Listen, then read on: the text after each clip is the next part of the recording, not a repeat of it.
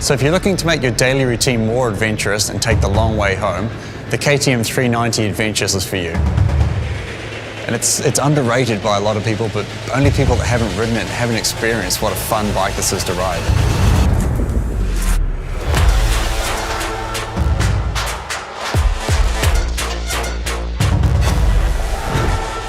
Hi, I'm Chris Birch, and this is the new KTM 390 Adventure.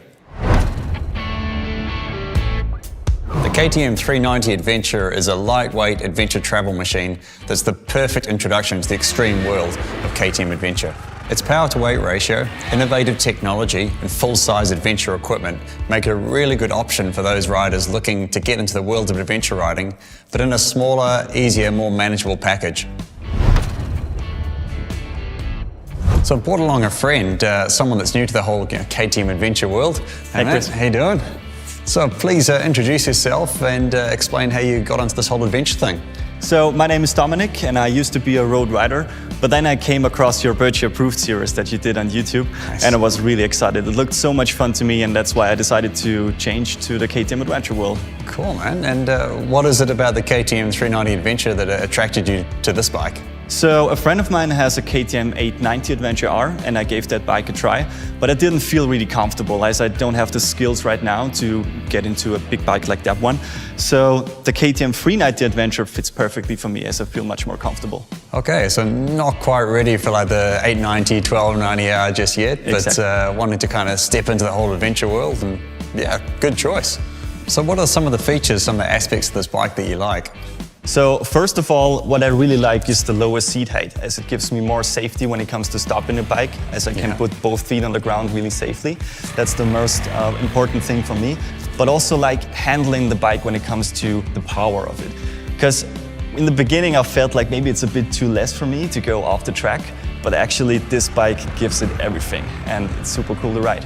Yeah, the motor on these is actually, it's really good fun. Eh? Like it's nice and mellow off the bottom, but when you get further up in the rev range, like there's a lot to play with there. Eh? Exactly, yeah. And then what combines it is the cool seating position that you have on the bike. Like it really feels comfortable to go off the track because it gives you so much comfortability. And how do you see yourself using it? Like what's your week on your 390 look like? Well, of course I'm going to use it every day in the summer, like for short-term commuting. But I also want to do like short trips on the weekend or even maybe going to a 4 or 5 days trek in the summer. Yeah, expedition like the KTM Adventure Rally, something like that. Maybe I'll go give it a try, yeah. Yeah, cool. So Chris, what makes the KTM 390 Adventure such an off-road capable bike? Well, I think one of the real changes for the off-road ability now is there's the option of the spoked wheels. Okay. So a spoked wheel over a cast wheel. A cast wheel, it's a bit more accessible, more sort of street-focused sort of thing. But with the spoked wheel, you're going to get like more compliancy, more bump absorption, and it's going to be stronger, so able to take kind of the hits and the bumps that off-road riding creates. So how are these tires performing off the road? You're not going to want to go straight into a full-on enduro track with these tires. Right. But for what we're going to be doing on the adventure bike world, they're actually really good. So any type of road condition, broken roads, dirt roads, rocky trails and tracks, that sort of thing, they're going to be really good. And this is the sort of scenario where we're using this sort of a bike. We need that versatility and that ability to kind of take on any road, any track that we come across. I saw that we have a WP suspension which is adjustable. Could you please explain how that works? Yeah, sure. So having the externally adjustable suspension, it's actually not so common in this class of motorbikes. So it's a really good feature to have. And you've got externally adjustable suspension in the fork. So you've got your compression dampening on the left and your rebound dampening on the right. So a really good way to remember it, red, right, rebound, RRR. That's a good one. Yeah, so it's nice to be able to sort of quickly dial the bike into the conditions. You can even do it on the fly. Right. On the rear, we've got rebound adjustment and really importantly, preload adjustment as well. So that's really important because we need to keep the balance of the bike correct when we're changing our load. So if you're taking all your camping gear or a pillion, that sort of thing, we can adjust that suspension to keep the balance of the bike correct, to keep the bike handling properly. And this ability to adjust quickly is really important for adventure bikes because we change so much what we do with them. You know, maybe we're commuting during the week, then riding more aggressively and sporty in the weekend, or getting into the off-road, and being able to sort of dial the bike into the conditions quickly is a very, very important thing. One of the things that I like most about the bike is the power-to-weight ratio. This bike's got a really excellent power-to-weight ratio for its class. And the big thing is it's a smaller bike, it's a lighter bike. So that balances that sort of power-to-weight ratio out really well with the 400cc engine. So what's really important for adventure riding though is not, you know, how much peak power the bike makes, but how it delivers that power. So we need a broad spread of power, we need a lot of torque and smooth throttle response off the bottom so we can create the traction off-road, you know, drive out of the turns, that sort of thing. And we also need that top end power as well. So when you drop it down a gear, high up in the RPM, we can overtake trucks on the hills and lift the front wheel at the times. And there's a lot of fun to be had with this engine. KTM has a lot of experience in the Dakar and in the rally section. Did this experience affect the development of the bike? Why don't you jump on it and I'll show you. So see how you can kind of hold the bike between your knees? It's nice and narrow, and there's absolutely nothing getting in your way. So you've got a lot of maneuverability on the bike, and it's nice smooth all the way up the side. There's no weird brackets or anything getting in your way, and that allows you to move around on the bike and ride it in a really aggressive, sporty sort of a manner. And that ergonomics, that design has come straight from the Dakar. So as the sport of adventure riding continues to change and improve, it's really important that the technology and the technique changes and improves with it. Absolutely. Chris, I saw that this bike has ABS and cornering ABS, but how does that help me when it comes to off-road riding?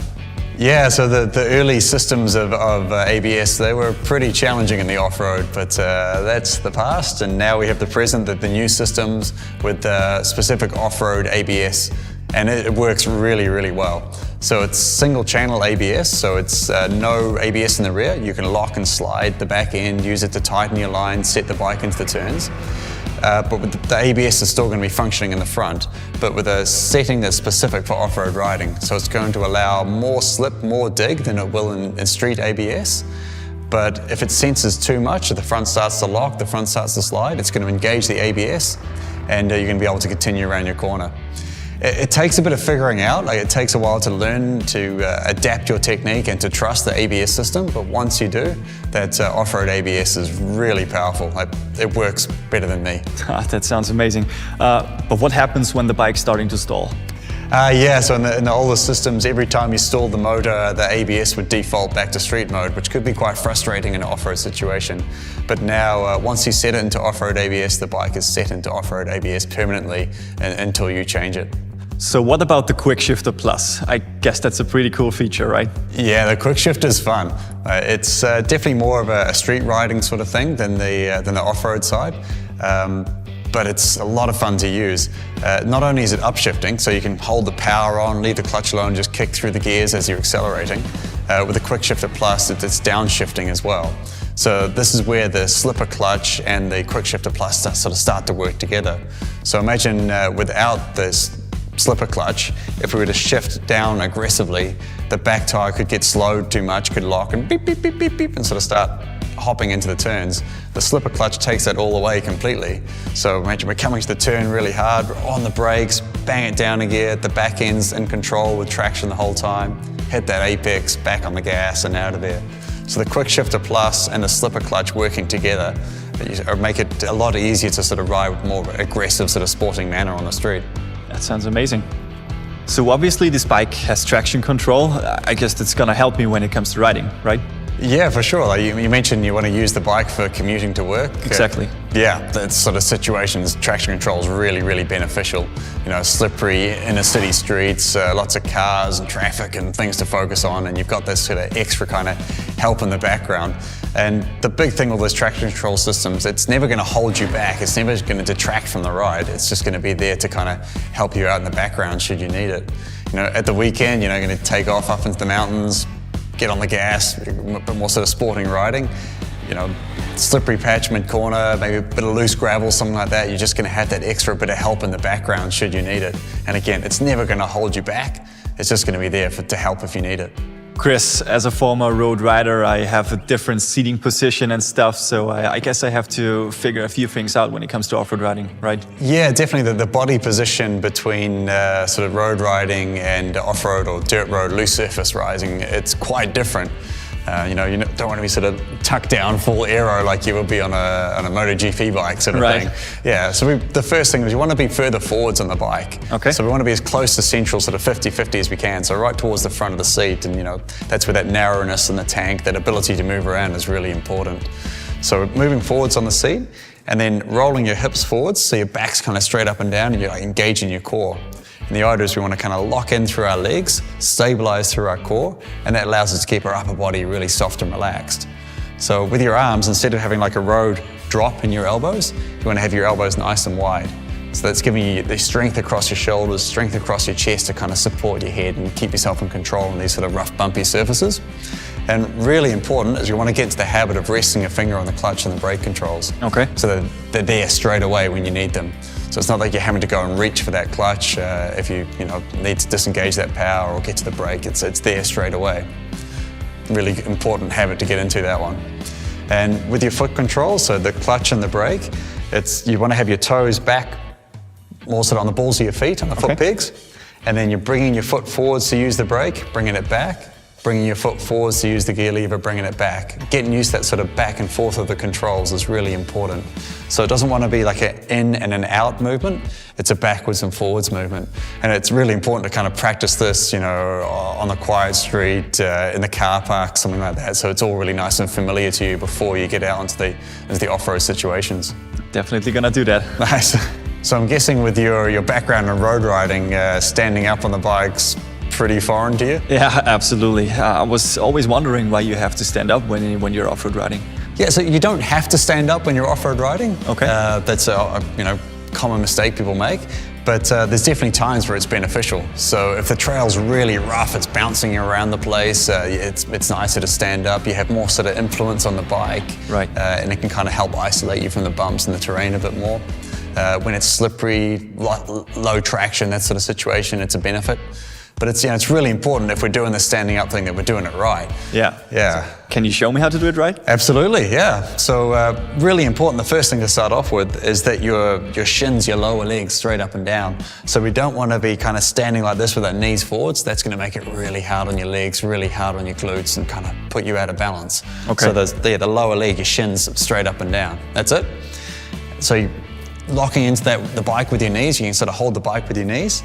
And then from there, we want to kind of hinge through your hips. So you're pushing your hips backwards, basically sticking your butt out the back and allowing that bend to come into your knees. So it's from there into there. And again, the elbows come out nice and wide. Yeah, head up, looking down the trail. Yeah, that looks really good. You sure you've not done this before? No. You're looking good, man. Thanks. So Chris, what about the braking? When I'm going on the road, the ground's like solid and then everything's ready for me to brake. But if I'm going off the road, do I have to think about anything specific when it comes to braking? Yeah, it's a pretty important skill to master for sure. I think one of the big changes between more sort of street braking and off-road braking is we're using a lot more rear brake, a lot of reliance on the rear brake when we're braking in the off-road. Okay. And a good way to think about it is the rear brake is there to stabilize the bike, stop all the weight coming forwards, holding the bike in a straight line. So the back brake's main job is to stabilize you, the front brake's job is to slow you down. Okay. So when we're braking, we want to bring our foot forwards, so you're just braking with the end of your boot, so basically with your toes, not moving your foot all the way forwards and braking with like the ball of your foot. We don't want to be using the rear brake pedal like a third foot peg. So you're still sort of locking into that foot peg and then using that toes on the brake pedal. And we want to have a nice sort of smooth feeling for that back wheel. We're not locking it up and sliding it, but just nice gentle control of that back brake. The front brake, smooth rolling into that front brake pressure. And the really good thing to remember, you've got this off-road ABS. If you do reach the limits of that front brake, and the traction in that front brake, the ABS is going to fix it. So it's really good to sort of get that confidence going and being more aggressive with that front brake and learning to kind of trust that ABS system. For your body position, we're kind of rolling the hips back. So you're kind of rolling your hips back a bit more and you can push your chest further back. Not excessively, just kind of coming from there into there. And the big thing is like learning to trust that off-road ABS, that you can really squeeze on that lever and get the bike to slow down in a sort of aggressive as quickly as you can. So I did hit some corners on the dirt. Do you have any advice for me when it comes to cornering on off-road?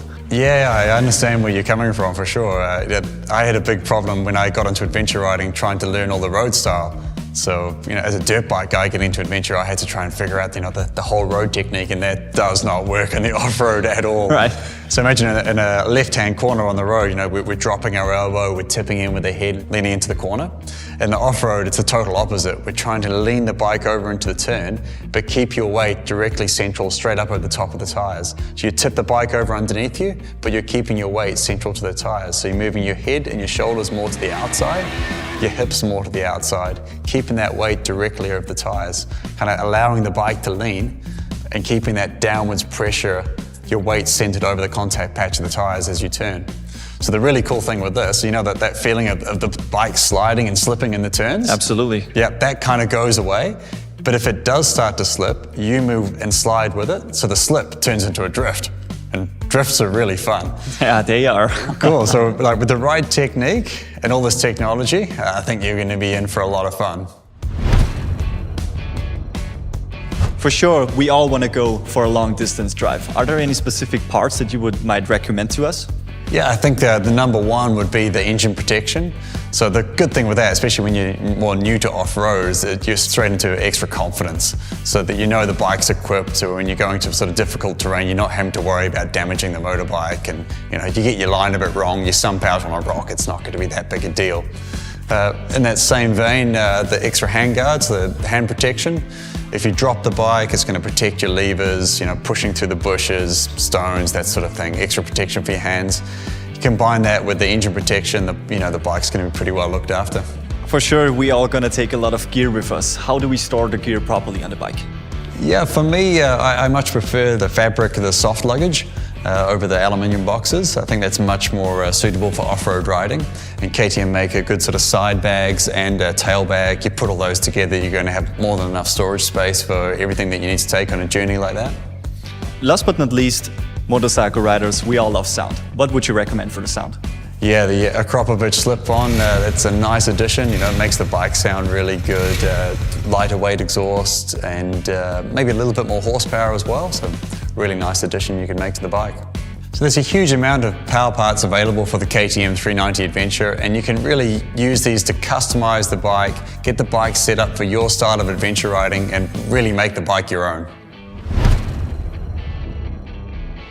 All right, man, thanks for joining us today, and I hope you have a heap of fun sort of discovering the whole world of adventure riding. Absolutely. Thank you so much, Chris. No worries. See you soon. So at the start of this, we asked what makes the KTM 390 Adventure such a great entry into the world of adventure bike riding. So I know Dominic and I talked about all sorts of different things, but I really believe this is a great package for getting into adventure bike riding. And it's underrated by a lot of people, but only people that haven't ridden it and haven't experienced what a fun bike this is to ride. So this bike is lightweight with a great power to weight ratio. It's easy to manage, it's strong, you've got lots of features, lots of technology to help you through your adventure riding, and you've got the ability to customize it and make it your own through the KTM power parts. So you put all these different factors together and the bike becomes a great entry point into the extreme world of KTM adventure.